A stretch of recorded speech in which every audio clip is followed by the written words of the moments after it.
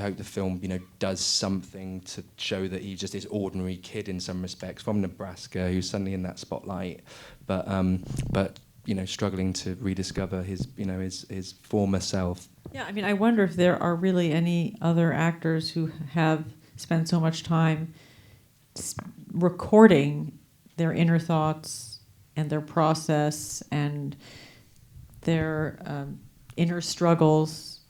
Maybe it's a very 70s thing to have done. I don't know. Well, it's an interesting year to be asking that, because there are a number of films that actually are comprised of, in a way, first person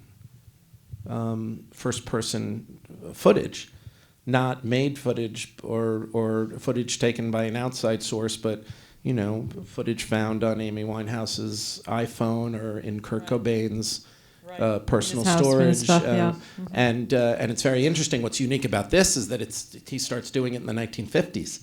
Right. That's what's so startling. I mean, he's doing this 60 years, 50 years, 40 years before others are, and before on some level, and throughout that whole time, and also.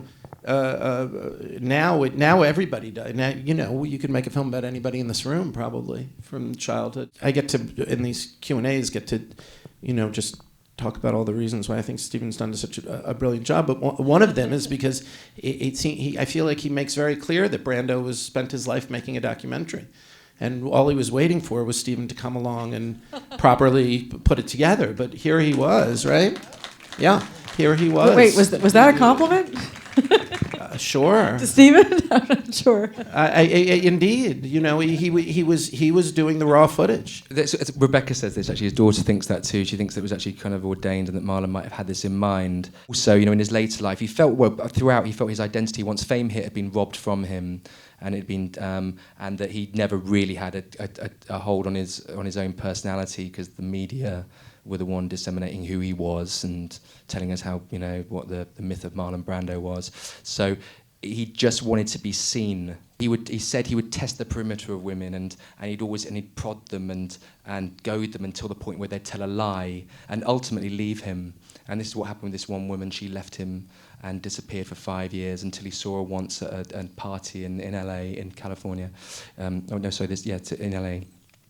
And they met and they got back together. He'd already written her a letter of apology to apologise for his behaviour, and said that he was forgiving his mum in the course of writing to her and asking her forgiveness. But they only were together for a couple of weeks, and she was killed in a car crash. Really? So that was. I just didn't know how that might have developed, because he was on the verge of proposing to her as well.